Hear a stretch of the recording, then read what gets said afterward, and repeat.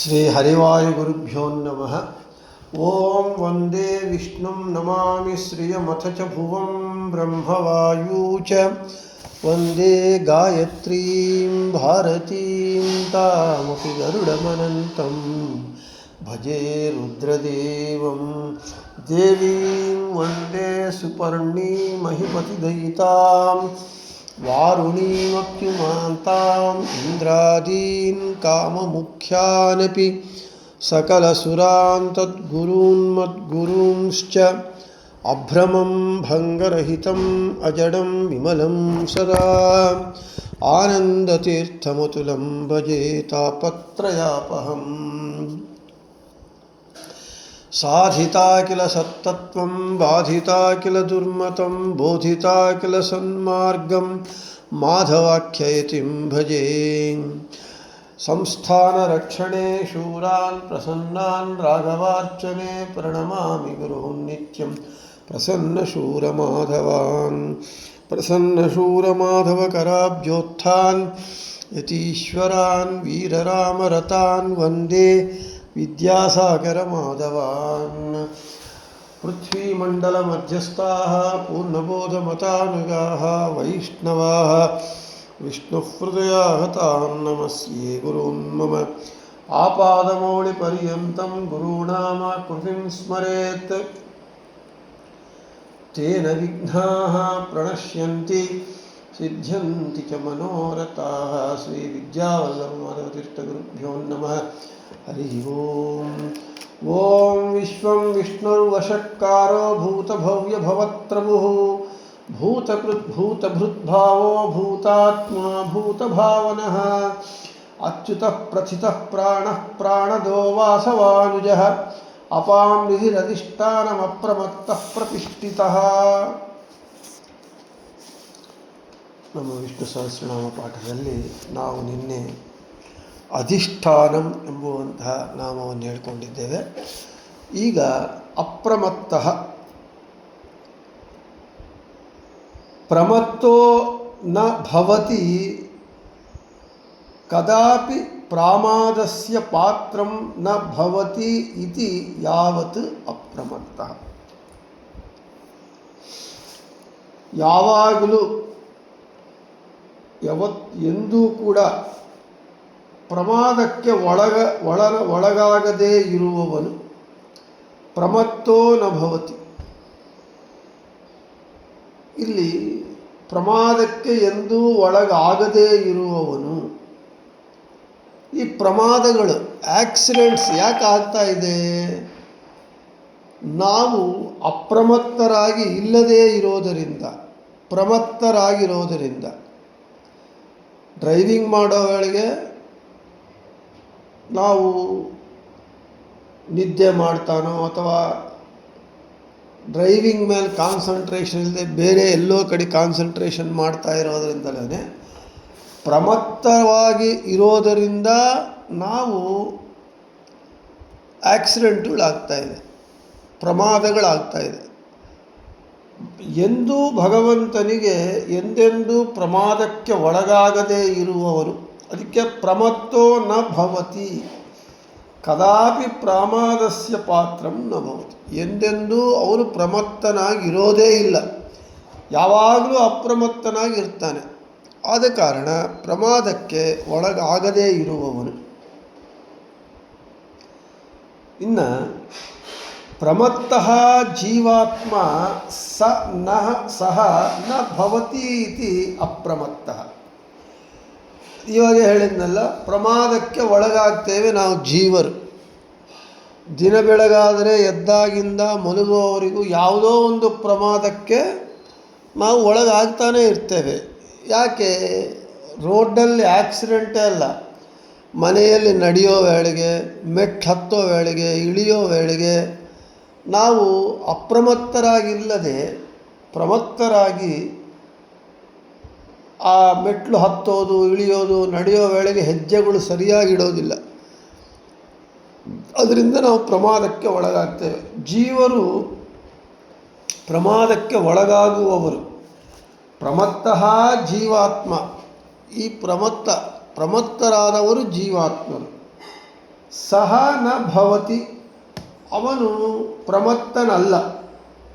ಇನ್ನು ಏನು ಅಂದರೆ ಅಪ್ರಮತ್ತನು, ಅತ್ಯಂತ ವಿಲಕ್ಷಣನಾಗಿರ್ತಾನೆ.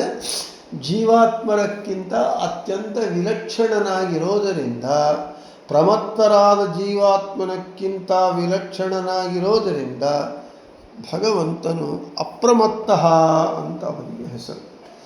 ಇನ್ನು ಛಾಂದೋಗ್ಯೋಪನಿಷತ್ತು, ಛಾಂದೋಗ್ಯೋಪನಿಷತ್ ಭಾಷ್ಯ. ಅವಿಸ್ಮೃತಿ ಸದಾ ವಿಷ್ಣೋರನ್ಯಥಾ ಜ್ಞಾನರ್ಜನಂ ಶಾಸ್ತ್ರಾಭ್ಯಾಸಃ ಸದೋದ್ಯೋಗಾತ್ ಶ್ರವಣಾಚ್ಚ ವಿಚಾರತಃ ನಿಷಿದ್ಧಕರ್ಮಣಾಂ ತ್ಯಾಗಃ ಸ್ವಧರ್ಮಸ್ಯ ಕೃತಿಃ ಸದಾ ಅಪ್ರಮಾದಃ ಇತಿ ಪ್ರೋಕ್ತಃ. ಸರ್ವದೈವಾಪ್ರಮತ್ತಶ್ಚ ಪಶ್ಯೇದ್ದೇವಂ ಹರಿಂ ಪರಂ. ಈ ಪ್ರಮಾದ ಎನಿಸುವಂತಹ ಇದು, ಆ ಪ್ರಮಾದ ಯಾಕೆ ಆಗ್ತಾ ಇದೆ? ಪ್ರಮತ್ತರಾಗಿರೋದರಿಂದ. ಇದು ಎಚ್ಚರ ಇಲ್ಲದೇ ಇರುವುದು, ಕಾಶಸ್ಸಾಗಿ ಇಲ್ಲದೇ ಇರುವುದು ತಮೋಗುಣದಿಂದ ಉಂಟಾಗುವುದು. ತಮೋಗುಣದಿಂದ ಆ ಪ್ರಮತ್ತತೆ ಎಂಬುದು ಬರುತ್ತೆ. ತ್ರೈಗುಣ್ಯವರ್ಜಿತನಾದ ಭಗವಂತ, ಅವನು ಪ್ರಕೃತಿ ಸಂಬಂಧವೇ ಇಲ್ಲದೆ ಇರುವವನು, ತ್ರಿಗುಣಾತೀತನು, ಅಪ್ರಾಕೃತನು ಆದ ಕಾರಣ ಅವನು ಎಂದೆಂದೂ ಪ್ರಮಾದಕ್ಕೆ ಒಳಗಾಗುವುದಿಲ್ಲ. ನಾವೆಲ್ಲರೂ ತ್ರಿಗುಣಗಳು, ತ್ರೈಗುಣ್ಯರು, ತ್ರಿಗುಣ ಸಂಬಂಧಿಗಳಾದ ಕಾರಣ ನಾವು ಪ್ರಮಾದಕ್ಕೆ ಒಳಗಾಗ್ತೇವೆ. ಭಗವಂತ ತ್ರೈಗುಣ್ಯವರ್ಜಿತನಾಗಿರೋದರಿಂದ ಅವನು ಎಂದೆಂದೂ ಪ್ರಮಾದಕ್ಕೆ ಒಳಗಾಗುವುದಿಲ್ಲ. ಪ್ರಕೃತಿಯ ಪ್ರಭಾವಕ್ಕೆ ಒಳಗಾಗುವವರು ಜೀವಾತ್ಮರು ಮಾತ್ರ ಪ್ರಮಾದಕ್ಕೆ ಒಳಗಾಗ್ತಾರೆ. ಈ ಪ್ರಮಾದ ಪ್ರಯುಕ್ತವಾಗಿ ನಾವೇನು ಮಾಡ್ತೇವೆ? ಅವಿಸ್ಮೃತಿ ಸದಾ ವಿಷ್ಣೋರನ್ಯಥಾ ಜ್ಞಾನರ್ಜನಂ, ಭಗವಂತನ ವಿಸ್ಮರಣೆ, ವಿಸ್ಮೃತಿ, ಅನ್ಯಥಾ ಜ್ಞಾನೋಪಾಸನೆ, ಶಾಸ್ತ್ರ ಶ್ರವಣ ಮನನಾದಿಗಳ ಅಭಾವ, ಶಾಸ್ತ್ರ ಅಧ್ಯಯನ ಮಾಡದೇ ಇರೋದು, ಮನನ ಮಾಡದೇ ಇರೋದು, ನಿಷಿದ್ಧ ಕರ್ಮಗಳ ಅನುಷ್ಠಾನ, ನಿಷಿದ್ಧ ಕರ್ಮಗಳ ಅನುಷ್ಠಾನ ಹಾಗೂ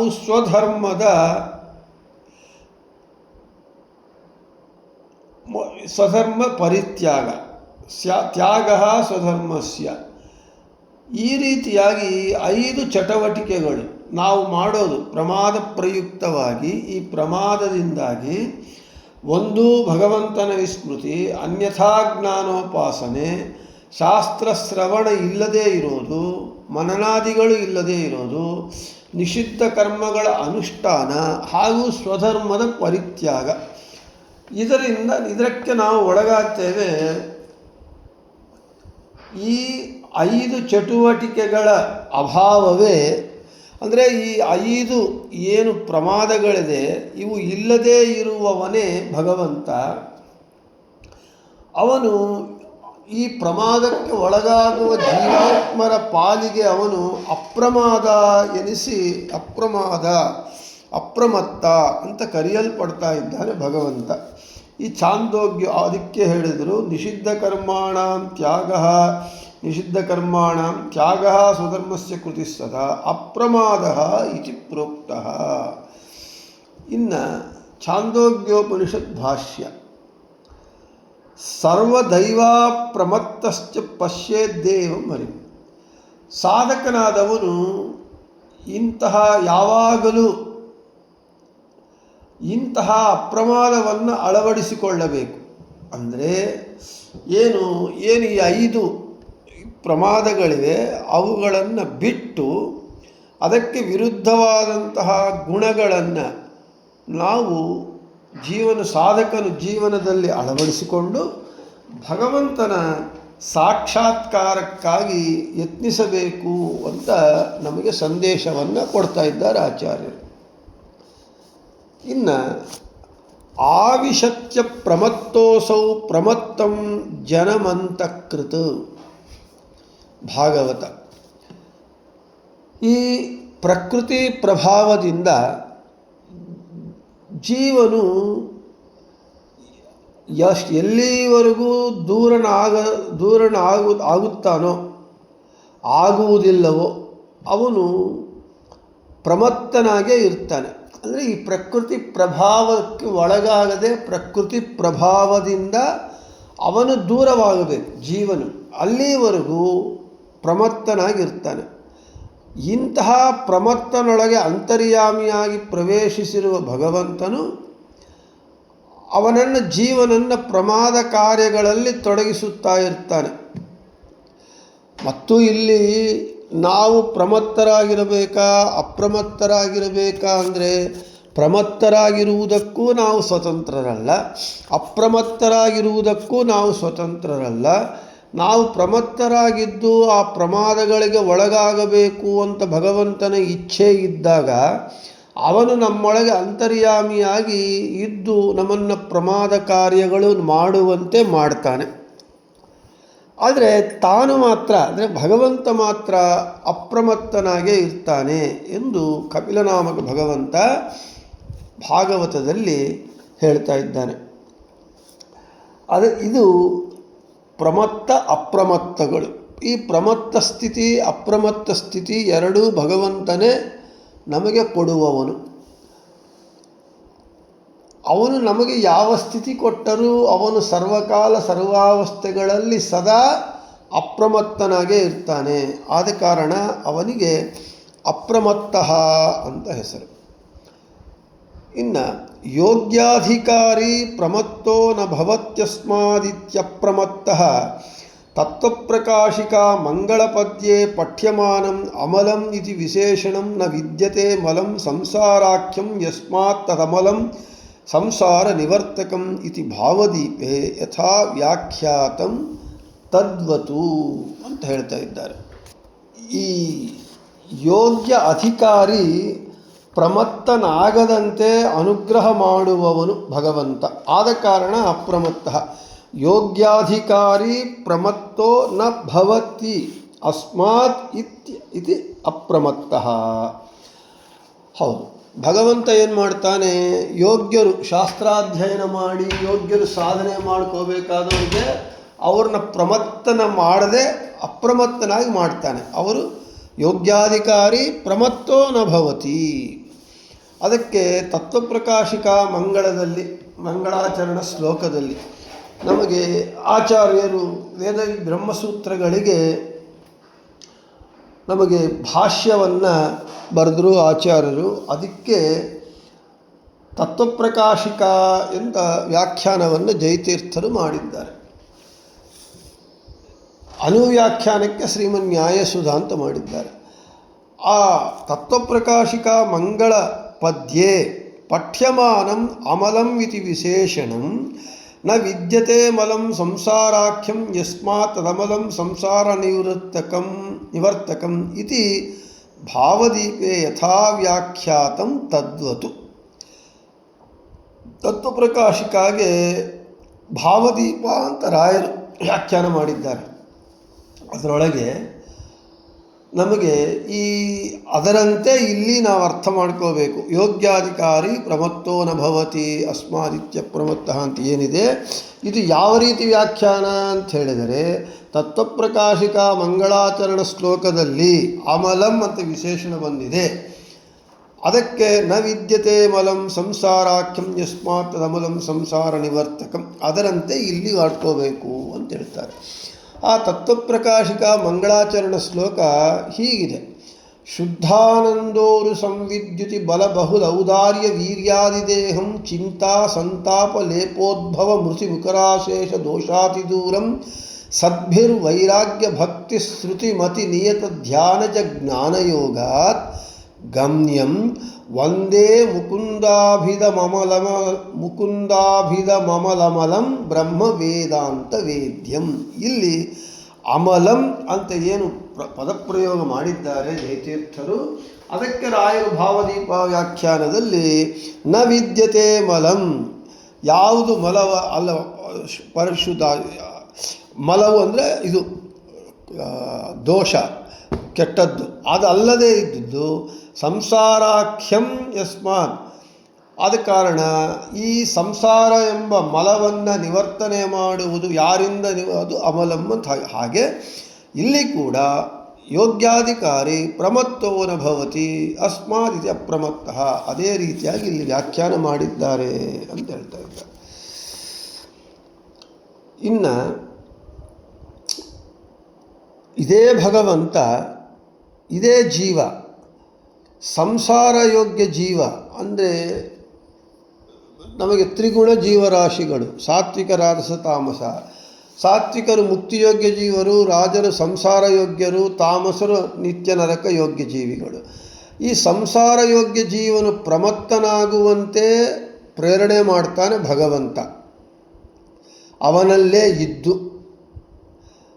ಆ ಸಂಸಾರ ಜೀವನು ಪ್ರಮತ್ತನಾಗುವಂತೆ ಪ್ರೇರಿಸುವ ಭಗವಂತನೇ ಮುಕ್ತಿಯೋಗ್ಯ ಜೀವನು ಪ್ರಮತ್ತನಾಗದಂತೆ ಅಂದರೆ ಅಪ್ರಮತ್ತನಾಗಿರುವಂತೆ ಅನುಗ್ರಹ ಮಾಡ್ತಾನೆ. ಇದೇ ಭಗವಂತನ ಒಂದು ವೈಶಿಷ್ಟ್ಯ. ಯಾರ್ಯಾವ ಜೀವರು ಯಾವ ಗತಿಗಳನ್ನು ಸೇರಬೇಕೋ ಅವರವರಿಗೆ ಅವರ ತಕ್ಕಂತೆ ಸಾಧನೆ ಮಾಡಿಕೊಳ್ಳುವುದಕ್ಕೆ ಏನು ಬೇಕೋ ಅದೆಲ್ಲ ಸಿದ್ಧ ಮಾಡಿಕೊಡ್ತಾನೆ. ಸಂಸಾರಿ ಜೀವರು, ಸಂಸಾರ ಯೋಗ್ಯ ಜೀವರು ಅವರು ಪ್ರಮತ್ತರಾಗಿರಬೇಕು, ಯಾವಾಗೂ ಈ ಸಂಸಾರದಲ್ಲೇ ಬಿದ್ದಿರಬೇಕು, ಅವರು ಮುಕ್ತಿಗೆ ಹೋಗಬಾರ್ದು. ಆದ ಕಾರಣ ಅವರನ್ನು ಯಾವಾಗೂ ಪ್ರಮತ್ತನಾಗೇ ಮಾಡಿಟ್ಟಿರ್ತಾನೆ. ಅದೇ ಮುಕ್ತಿಯೋಗ್ಯ ಜೀವರನ್ನು ಪ್ರಮತ್ತನಾಗದಂತೆ ಮಾಡ್ತಾನೆ. ಆದ ಕಾರಣ ಅಪ್ರಮತ್ತಃ ಅಂತ ಹೆಸರು. ಪೂರ್ಣತ್ವಾತ್ ಅಹ ಪ್ರಕರ್ಷೇಣ ಪ್ರೀತತ್ವಾತ್ ಪ್ರಮತ್ತಃ ಹೃಷ್ಟೇ ಮತ್ತಸ್ತೃಪ್ತಃ ಪ್ರಹೃಷ್ಟಃ ಪ್ರಮುದಿತಃ ಪ್ರೀತಃ. ಅಮರಕೋಶ. ಇವನು ಮತ್ತು ಯಸ್ ಸರ್ವಗುಣ ಸಂಪೂರ್ಣಃ ಸರ್ವದೋಷ ವಿವರ್ಜಿತಃ ಪ್ರಿಯತಾಂ ಪ್ರೀತಯೇವಾಲಂ ವಿಷ್ಣುರ್ಮೇ ಪರಮಃ ಸುಹೃತು ಅಂಥೇಳಿ. ಭಗವಂತನು ಅಹ, ಅವನು ಪೂರ್ಣತ್ವಾತ್ ಅಹ, ಪೂರ್ಣನಾಗಿರೋದರಿಂದ, ಹಾಗೂ ಪ್ರಕರ್ಷೇಣ ಪ್ರೀತತ್ವಾತ್ ಪ್ರಮತ್ತ, ಹಾಗೂ ಚೆನ್ನಾಗಿ ಪ್ರೀತನಾಗಿದ್ದಾನೆ. ಯಾರಿಗೆ? ಎಲ್ಲರಿಗೂ. ಮುಕ್ತಿಯೋಗ್ಯ ಜೀವರು ಯಾರ್ಯಾರಿದ್ದಾರೋ ಅವರೆಲ್ಲರಿಗೂ ಪ್ರೀತನಾಗಿದ್ದಾನೆ, ಪೂರ್ಣನಾಗಿದ್ದಾನೆ. ಆದ ಕಾರಣ ಅವನಿಗೆ ಅಪ್ರಮತ್ತಃ ಅಂತ ಹೆಸರು. ಇನ್ನು ಅಮರಕೋಶದಲ್ಲಿ ಅದೇ ಹೇಳಿದೆ, ಹೃಷ್ಟೇ ಮತ್ತಃ ತೃಪ್ತಃ ಪ್ರಹೃಷ್ಟಃ ಪ್ರಮುದಿತಃ ಪ್ರೀತಃ ಅಂತ ಹೇಳ್ತಾ ಇದ್ದಾರೆ. ಇನ್ನು ಆಚಾರ್ಯರು ನಮಗೆ ಮಹಾಭಾರತ ತಾತ್ಪರ್ಯನಿರ್ಣಯದಲ್ಲಿ ಹೇಳ್ತಾ ಇದ್ದಾರೆ, ಭಗವಂತ ಪೂರ್ಣನಾಗಿರೋದರಿಂದ ಯಾವಾಗಲೂ ಚೆನ್ನಾಗಿ ಪ್ರೀತನಾಗೇ ಇರ್ತಾನೆ. ಯಃ ಸರ್ವಗುಣ ಸಂಪೂರ್ಣ ಸರ್ವದೋಷ ವಿವರ್ಜಿತ. ಯಾವ ಭಗವಂತನು ಯಾವನು ಸರ್ವಗುಣ ಸಂಪೂರ್ಣನಾಗಿದ್ದಾನೆ, ಸರ್ವದೋಷ ದೂರನಾಗಿದ್ದಾನೆ, ಪ್ರಿಯತಾಂ ಪ್ರೀತಯೇವಾಲಂ ವಿಷ್ಣು ಮೇ ಪರಮ ಸುಕೃತು. ಸರ್ವಗುಣ ಪರಿಪೂರ್ಣನಾಗಿರೋದರಿಂದ ಯಾವಾಗಲೂ ಚೆನ್ನಾಗಿ ಪ್ರೀತನಾಗೇ ಇರ್ತಾನೆ ಭಗವಂತ. ಅಂತಹ ವಿಷ್ಣು ನಮಗೆ ಪ್ರೀತನಾಗಿರ್ತಾನೆ ಅಂತ ಆಚಾರ್ಯರು ಹೇಳ್ತಾ ಇದ್ದಾರೆ. ಇನ್ನು ಪೂರ್ಣತ್ವಾತ್ ಅಹ ಪ್ರಕೃಷ್ಟಾಃ ಮುಕ್ತಾತ್ಮಾನಃ ಮತ್ತಾಃ ಹೃಷ್ಟಾಃ ಯಸ್ಮಾತ್ ಸಹ ಅಪ್ರಮತ್ತಃ.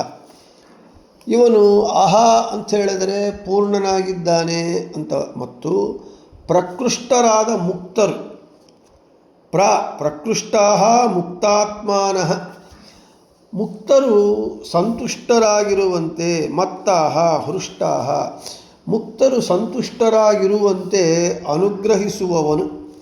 ಅಂದರೆ ಪೂರ್ಣನಾಗಿರೋದರಿಂದ, ಅಹ ಪೂರ್ಣತ್ವಾತ್ ಪೂರ್ಣನಾಗಿರೋದರಿಂದ ಪ್ರಕೃಷ್ಟರಾದ ಮುಕ್ತರು ಹೃಷ್ಟಾಃ ಸಂತುಷ್ಟರಾಗಿ ಯಾರಿಂದ ಇರ್ತಾರೋ ಅವನು ಅಪ್ರಮತ್ತಃ. ಒಟ್ಟು ತಾತ್ಪರ್ಯ ಏನು? ಪ್ರಕೃಷ್ಟರಾದ ಮುಕ್ತರನ್ನು ಸಂತುಷ್ಟರಾಗಿರುವಂತೆ ಅನುಗ್ರಹಿಸುವವನಾದ ಕಾರಣ ಭಗವಂತನಿಗೆ ಅಪ್ರಮತ್ತಃ ಅಂತ ಹೆಸರು. ಇನ್ನು ಏವಂ ವಿಧಾನಾಂ ಭಕ್ತಾನಾಂ ತ್ರಾಣೇಶು ಅಪ್ರಮತ್ತಃ ಅತ್ಯಂತಮವಹಿತಃ.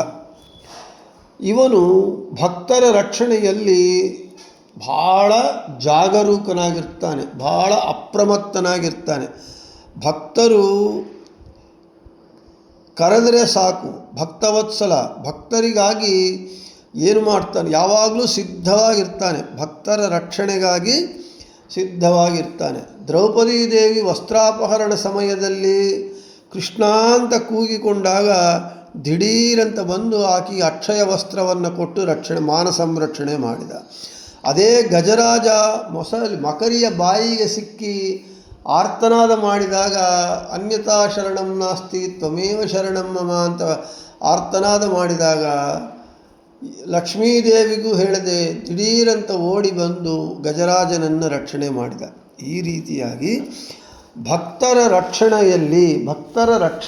ರಕ್ಷಣೆಯ ವಿಷಯದಲ್ಲಿ ಅತ್ಯಂತ ಅಪ್ರಮತ್ತನಾಗಿರ್ತಾನೆ. ಆದ ಕಾರಣ ಅವನಿಗೆ ಅಪ್ರಮತ್ತಃ ಅಂಥೇಳಿ.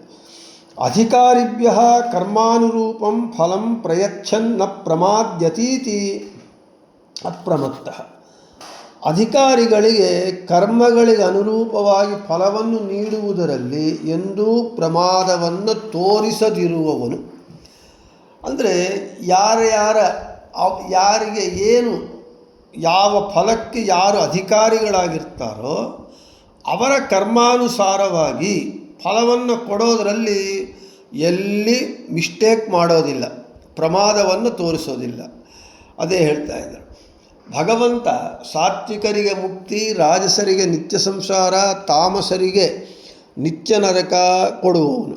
ಇವರಿಗೆ ಯಾರಿಗೆ ಅವರವರ ಕರ್ಮಾನುಸಾರ ಅವರವರ ಸ್ವಭಾವ ಗುಣಗಳಿಗೆ ಅನುಗುಣವಾಗಿ ಫಲವನ್ನು ಕೊಡುವುದರಲ್ಲಿ ಭಗವಂತ ಎಂದೂ ಕೂಡ ಪ್ರಮತ್ತನಾಗಿ ಇರುವುದಿಲ್ಲ. ನ ಪ್ರಮಾದ್ಯತಿ ಪ್ರಮಾದವನ್ನು ಮಾಡುವುದಿಲ್ಲ. ಆದ ಕಾರಣ ಅವನು ಅಪ್ರಮತ್ತಃ ಅಂತ ಅವನು ಕರೆಯಲ್ಪಡ್ತಾ ಇದ್ದಾನೆ ಅಂತ ಹೇಳ್ತಾ, ಇನ್ನು ಜಿಜ್ಞಾಸೆಗೆ ಬಂದರೆ, ಮಾಯಾವಾದಿಗಳೇನು ಹೇಳ್ತಾರೆ, ಭಗವಂತನಲ್ಲಿ ಅಜ್ಞಾನ ಆಶ್ರಯತ್ವವು ಇದೆ, ಅಂದರೆ ಭಗವಂತನಲ್ಲಿ ಅಜ್ಞಾನ ಇದೆ ಅಂತ ಹೇಳ್ತಾರೆ. ಇದು ಒಪ್ಪಬಹುದಾ, ಒಪ್ಪಲಿಕ್ಕೆ ಸಾಧ್ಯವೇ ಅಂತ ಪ್ರಶ್ನೆ. ಈ ಅಜ್ಞಾನ ಎಂಬುದು ಜೀವರ ಲಕ್ಷಣ. ನಾವು ಇಷ್ಟೊಂದು ಹೇಳ್ಕೊಂಡ್ವಿ, ಪ್ರಮತ್ತನಾಗಿರೋದು ಜೀವರ ಲಕ್ಷಣ, ಅಪ್ರಮತ್ತನಾಗಿರೋದು ಭಗವಂತನ ಲಕ್ಷಣ. ಅಜ್ಞಾನ ಎಂಬುದು ಜೀವರ ಲಕ್ಷಣ, ಅದು ಒಂದು ದೋಷ. ಸರ್ವಜ್ಞತ್ವ ಎಂಬುದು ಭಗವಂತನ ಲಕ್ಷಣ. ಸರ್ವಜ್ಞನಾದ ಭಗವಂತನಲ್ಲಿ ಅಜ್ಞಾನ ಎಳ್ಳು ಕಾಳಷ್ಟು ಇರೋದಿಲ್ಲ. ಪ್ರಮಾದ ಅಂದ್ರೇ ಅಜ್ಞಾನ. ಇಲ್ಲಿ ಅದೇ ಪ್ರಮಾದ ಯಾಕೆ ಆಗ್ತಾ ಇದೆ, ನಾವು ಅಜ್ಞಾನದಿಂದ ಇರೋದರಿಂದಲೇ ಪ್ರಮಾದಗಳಾಗ್ತಾ ಇದೆ. ನಾವು ಮನೆಯಲ್ಲಿ ಮೆಟ್ಲು ಹತ್ತೋ ವೇಳೆಗೆ ಇಳಿಯೋ ವೇಳೆಗೆ ಸರಿಯಾಗಿ ಎಚ್ಚರದಿಂದ, ಅಯ್ಯೋ ಇಲ್ಲಿ ಮೆಟ್ಲಿದೆ, ಇಲ್ಲಿ ಮೆಟ್ಲು ಇಲ್ಲ, ಹೆಚ್ಚು ಕಡಿಮೆ ಇದೆ ಎಂಬ ಜ್ಞಾನ ಇಲ್ಲದೇ ಇರೋದರೆ ಅಜ್ಞಾನ. ಅದರಿಂದಾಗಿ ಇವನಿಗೆ ಪ್ರಮಾದಗಳಾಗ್ತಾ ಇದೆ. ಆದರೆ ಭಗವಂತ ಜೀವರಿಗೆ ಆ ಅಜ್ಞಾನ ಎಂಬುದು ಅವನ ಲಕ್ಷಣವಾಗಿದೆ. ಆದರೆ ಭಗವಂತನಿಗೆ ಅವನಿಗೆ ಎಲ್ಲ ಜ್ಞಾನವೂ ಇದೆ.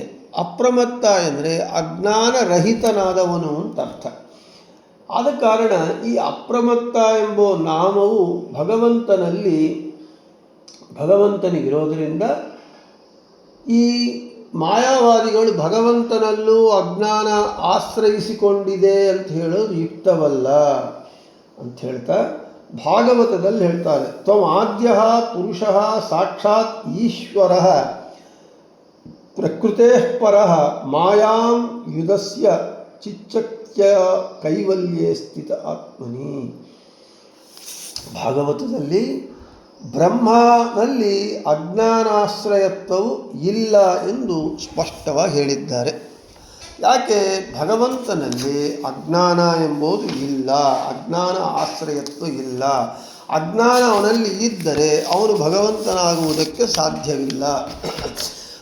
ಶಾಸ್ತ್ರ, ಭಾಗವತ, ಪುರಾಣ ಇವೆಲ್ಲವೂ ಕೂಡ ಭಗವಂತನಲ್ಲಿ ಅಜ್ಞಾನ ಇಲ್ಲ, ಅವನು ಸರ್ವಜ್ಞ ಅಂತಲೇ ಹೇಳ್ತಾ ಇದೆ. ಆದ ಕಾರಣ ಭಗವಂತನಲ್ಲಿ ಅಜ್ಞಾನ ಆಶ್ರಯ ಮಾಡಿಕೊಂಡಿದೆ ಅಂತ ಹೇಳೋದು ಸರಿಯಲ್ಲ. ಇನ್ನು ಬೃಹತಿ ಸಹಸ್ರದ ಪ್ರಕಾರ ಓಂ ಅಪ್ರಮತ್ತಾಯ ನಮಃ, ಓಂ ಓಂ ತವೇದಿಂದ್ರ ಪ್ರಣೀತಿಶೂತ ಪ್ರಶಸ್ತಿರದ್ರಿವ ಯಜ್ಞೋವಿತಂತ ಸಾಯ್ಯ ಅ ನ ಇಂದ್ರ ಮಹೀವಿಷಂ ಪುರಂ ನ ದರ್ಶಿ.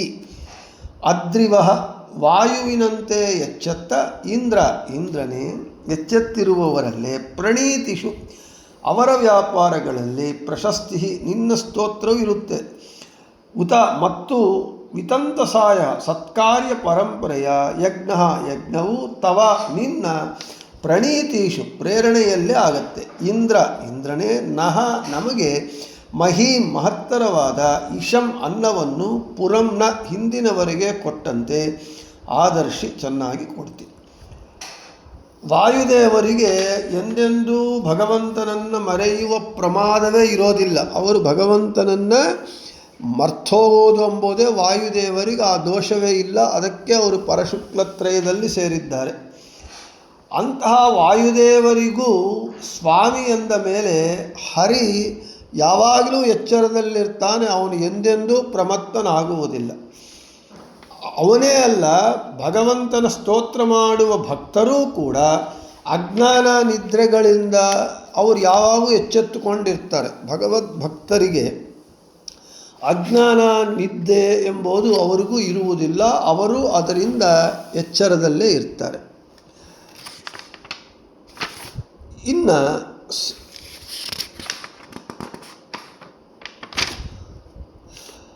ಸತ್ಕಾರ್ಯವಾದ ಯಜ್ಞವೂ ಕೂಡ ಹರಿಯ ಪ್ರೇರಣೆಯಿಂದಲೇ ಜಾಗತ್ತೆ. ನೀನು ಹಿಂದಿನ ಏನು ಇಲ್ಲಿಯವರೆಗೂ ಭಕ್ತರಿದ್ದರೂ ಅವರೆಲ್ಲರಿಗೂ ಅನ್ನವನ್ನು ನೀಡಿ ಅವರನ್ನು ನೀನು ಅನುಗ್ರಹ ಮಾಡಿ ರಕ್ಷಣೆ ಮಾಡಿದ್ಯಾ. ಅದೇ ರೀತಿ ನನಗೂ ನೀನು ಅನ್ನವನ್ನು ನೀಡಿ ಅನುಗ್ರಹವನ್ನು ಮಾಡು ಅಂತ ಹೇಳ್ತಾ, ಅದ್ರಿವಹ ಅಪ್ರಮತ್ತನಾದ ವಾಯುದೇವರಂತೆ ಪ್ರಶಸ್ತಿ ಸ್ತೋತ್ರಗಳು ವರ್ತಂತೆ ಇರುತ್ತವೆ ಅಂತ ಹೇಳ್ತಾ, ಇವನು ವಾಯುವಕ್ಕಿಂತ ಭಗವಂತನು ಇನ್ನೂ ಅಪ್ರಮತ್ತ ಅಂತ ಹೇಳ್ತಾ ಇದ್ದಾರೆ. ವಾಯುರಿವ ಅಪ್ರಮತ್ತೋ ಭವತಿ ಇತಿ ಅಪ್ರಮತ್ತಃ ಇತಿ ನಿರುಕ್ತೇಃ ಅಪ್ರಮತ್ತ ಮೂರ್ತಿರತ್ರ. ವಾಯುದೇವರಂತೆ ಭಗವಂತನೂ ಕೂಡ ಅಪ್ರಮತ್ತನಾಗಿದ್ದಾನೆ. ವಾಯುದೇವರೇ ಅಪ್ರಮತ್ತರಾದರೆ ಆ ವಾಯುದೇವರು ಉಪಾಸನೆ ಮಾಡುವ ಭಗವಂತ ಇನ್ನೆಷ್ಟು ಅಪ್ರಮತ್ತನು ಅಂತ ಹೇಳ್ತಾ, ಅದಕ್ಕೆ ಅವನು ಅಪ್ರಮತ್ತಃ ಎಂಬುವಂತಹ ಭಗವಂತನ ನಾಮವು ಈ ರೀತಿಯಾಗಿ ಇದೆ ಅಂತ ನಾವು ಹೇಳಿ ಇವತ್ತಿದನ್ನು ಮುಗಿಸಿ, ನಾಳೆ ಈ ಶ್ಲೋಕದಲ್ಲಿ ಕೊನೆಯ ಹೆಸರಾದಂತಹ ಪ್ರತಿಷ್ಠಿತಃ ಎಂಬುವ ಹೆಸರನ್ನು ನಾಳೆ ಹೇಳಿಕೊಳ್ಳೋಣ ಅಂತ ಹೇಳ್ತಾ, ಶ್ರೀಕೃಷ್ಣಾರ್ಪಣಮಸ್ತು, ಮಧ್ವೇಶಾರ್ಪಣಮಸ್ತು. ಎಲ್ಲರಿಗೂ ಶುಭಮಸ್ತು.